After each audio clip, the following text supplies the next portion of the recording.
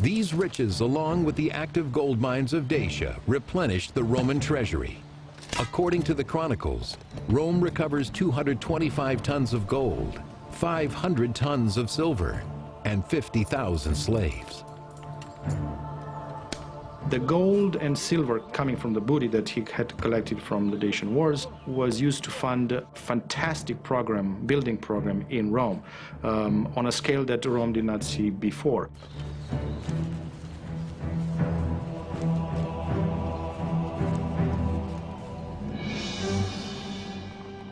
The spoils of war provide Trajan with the funds he needs to build a new forum complex in Rome, the largest ever built. Though the forum was magnificent in its day, little but the centerpiece column remains. But it's enough. This astonishing edifice, called Trajan's Column, provides a cryptic pictorial narrative of the Dacian Wars that returned Rome to her glory. Trajan's Column is about 100 foot high, with 155 different scenes from a war against the Dacians. It's not a blow-by-blow account, of course. It's got, as it were, symbolic sort of scenes. We also can see barbarians of various kinds and their equipment and so on. But by and large, of course, it is the triumphal advance of the Romans and their two victories in the two wars. The column represents a multifaceted piece of propaganda. It both shows the engineering accomplishments of Trajan's reign and also demonstrates the great military achievements that Trajan had brought about. The colossal spoils of war and the success in battle will go to Trajan's head and whet his appetite for power. His reign is punctuated by conquest, and a decade after the Dacian Wars, he begins an ambitious campaign against Parthia to the east, in the area now known as Iraq. As far as we know, there were no strategic reasons for Trajan to wage war against Parthia at this time. And it's most likely his and his advisors' warmongering attitude that led to an open conflict with Parthia. Trajan enjoys the success he's come to expect, but he has underestimated his enemy. The Parthians melt against this onslaught of this enormous military machine that's the Roman army. And the Parthians are so shocked by how easily the Romans came in that they manage in the next year to stage an enormous insurrection.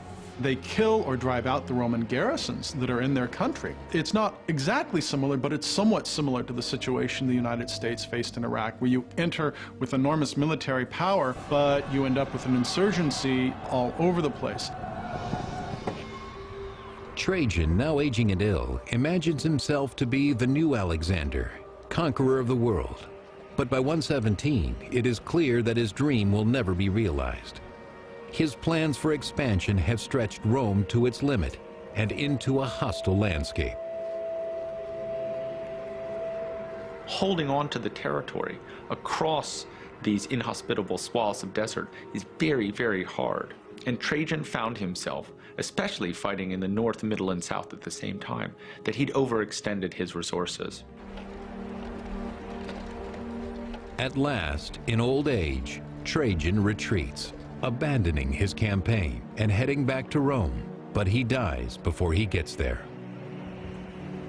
The situation that Trajan found himself in the last year of his life is in many ways similar to the situation that the United States and its allies finds itself in the same part of the world, with the same porous defenses, the same porous natural frontiers, and the same desire, in essence, to fight a war that ought to have taken a long time in a relatively short span of time, with a plan for winning a military victory, but no plan for absorbing the territory and organizing the territory. Trajan is considered one of the greatest emperors, but his ambitions could not be maintained. The great failure of Trajan's policy is revealed almost immediately after his death, when Hadrian withdraws from most of the territory that Trajan took. Even the hard-won province of Dacia is eventually given up. An empire is molded by its leaders. History judges Trajan and Domitian differently. One good emperor, one bad. But both ultimately forsake the needs of the empire in order to chase personal glory. They won't be the only emperors to walk this dangerous path, a path that will eventually lead to the end of the empire.